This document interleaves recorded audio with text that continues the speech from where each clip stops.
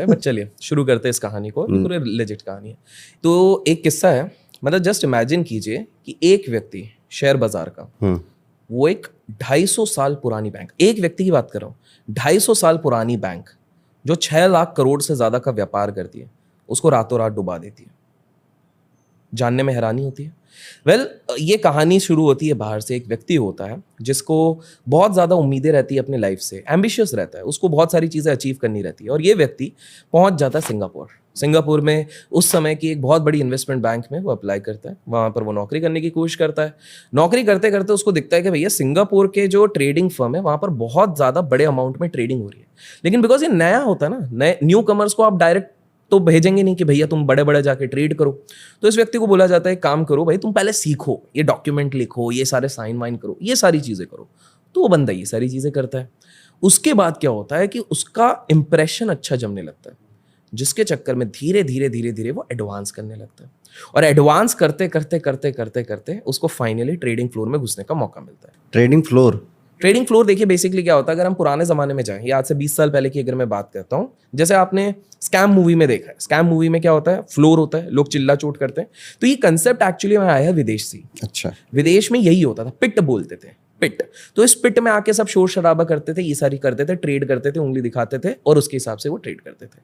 अब यहां पर क्या हो गया कि ये व्यक्ति को भेजा गया कि भाई तुम वहां पे जाके धीरे धीरे ट्रेडिंग करो, और स्टार्टिंग से इसका नसीब अच्छा था, लक अच्छा था, जिसके चक्कर में इसके कुछ ट्रेड्स अच्छे चल रहे थे, तो इसके इंप्रेशन जमी।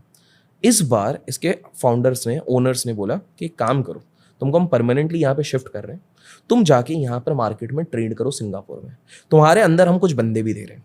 बंदे मतलब जैसे टीम मैनेजर हो गया, टीम मैनेजर के अंदर 3-4 बंदे दे दिए, बोले तुम जाके यहाँ पे ट्रेड करो। वो बंदे ने शुरू करी ट्रेड।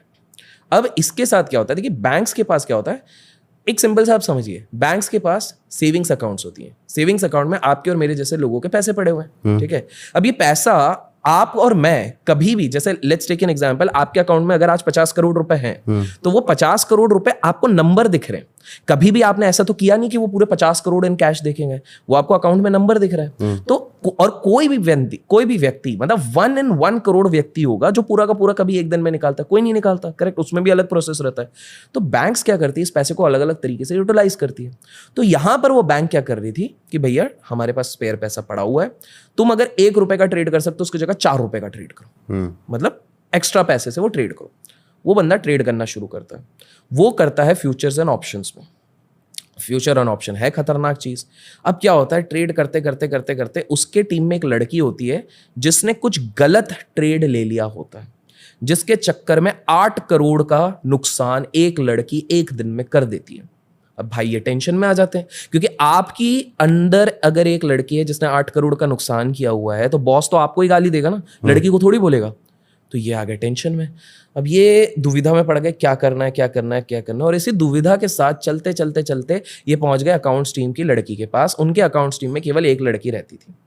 तो इन्हें बोला यार, लड़की ने देख लिया, और लड़की चाइनीज थी। तो लड़की ने बोला यार क्या हो गया, मतलब तुम इतना टेंशन में क्यों हो। तो बोले यार एक बहुत बड़ा घपला हो गया है। बोले क्या। बोले एक्चुअली में हमारी टीम में एक लड़की है, उसने 8 करोड़ का नुकसान कर दिया। हमारे पास सेटलमेंट करने के लिए, सेटलमेंट का एक साइकिल होता है, हमारे पास सेटलमेंट करने के लिए पूरा 1 महीना बचा हुआ है। लेकिन आज के आज अगर मैं बॉस को बताऊंगा तो वो तो बड़े गुस्सा हो जाएंगे। तो वो कहती है तुम इसको डेबिट अकाउंट में क्यों नहीं डाल देते। ये बोलते हैं ये क्या नई चीज है ये। तो फिर वो चाइनीज लड़की एक प्रोसेस बताती है। बोले देखो क्या होता है कि काफी सारे बैंक्स के ट्रांजैक्शंस होते हैं, जिसमें से कुछ पैसे बहुत लेट आने वाले रहते हैं, कुछ होते हैं, तो उसके लिए एक डेबिट अकाउंट, अलग अलग नाम रहते हैं, वो अकाउंट बनाया जाता है। उस अकाउंट में ये सारे ट्रांजैक्शंस को डाल दिया जाता है, और जैसे ही महीने भर बाद वो पेमेंट आ जाता है, डेबिट और क्रेडिट काट के वो 0 हो जाता है। तो बेसिकली वो सोचता है कि बोले ये तरीका अच्छा है, मेरे को खुद पे कॉन्फिडेंस है, तो ये 8 करोड़ का नुकसान मैं अभी इसमें लगा देता हूँ, और उसके बाद जैसे ही पैसा बनेगा मैं निल कर दूंगा, मंथ के एंड में सेटलमेंट में अपने बॉस को भेज दूंगा कि सर सब कुछ बढ़िया चल रहा है, प्रॉफिट में चल रहे हैं। तो ये अकाउंट खोलता है। तो लड़की से पूछता है मैं क्या रखूँ इस अकाउंट का नाम। तो बोले, अब लड़की बोलती मैं क्यों बताऊं भाई। तो बोले आप बताओ तो सही। तो 5 9 रखता है वो, 9999, क्योंकि 9999 न्यूमरोलॉजी का तो मेरे को नहीं पता, बट चाइनीज में उस वो लड़की उनको समझाती है कि इसको कुछ लकी नंबर कहा जाता है। ये शायद आप बेहतर जानते होंगे, तो मेरे बाद आप इस पे थोड़ा बता सकते हैं, टिप्पणी दे सकते हैं।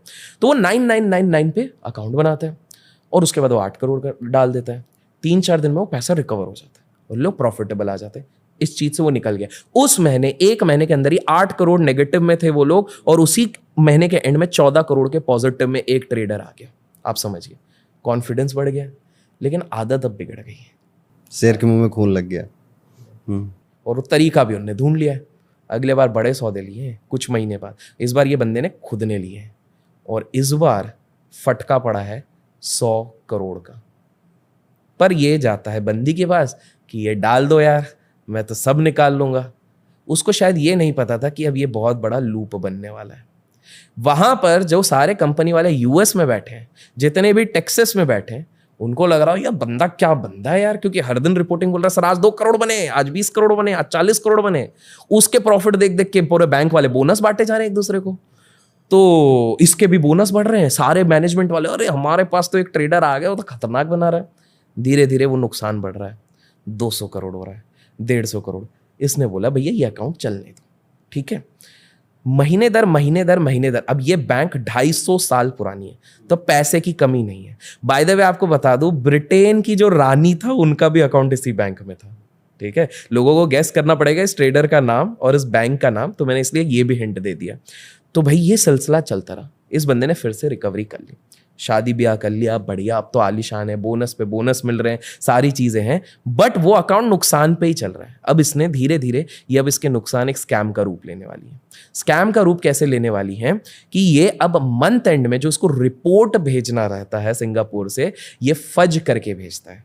फज मतलब? फज इन द सेंस, कोई भी बैंक अकाउंट वाला इस पे इतना भरोसा करते हैं कि वो लोग अकाउंट बैलेंस ही नहीं देखते कि क्लाइंट्स का पैसा उड़ता जा रहा है। ये उन क्लाइंट्स का पैसा यूज करने लग गया जो 10-10 साल 5-5 साल तक अपने अकाउंट को छूते ही नहीं है। जैसे होता नहीं है, जैसे मान लीजिए आपके 3 अकाउंट है, 2 आपके बहुत एक्टिव ट्रांजेक्शन होगा, एक में पड़ा रहता है पैसा, पड़ा रहता है सेविंग्स का। तो इसने पैटर्न देख लिया कि भैया ये लोग तो छूते ही नहीं है, जब तक सोचेंगे तब तक अपन करा के कर देंगे। जो 2-2 3-3 साल तक कोई छू नहीं रहा, उनके पैसे उड़ते जा रहे हैं। बैंक वालों को इतना भरोसा, अरे भैया तो अपना बंदा बोनस पे बोनस मिल रहा है, लोग सब खुश है, टॉप मैनेजमेंट वाले ये हैं। ये सिलसिला चलता रहा। एक दिन ये प्रॉफिट पे भी निकल गया। कायदे से उसको रुक जाना चाहिए था, बट एक final nail in the coffin होने वाला है।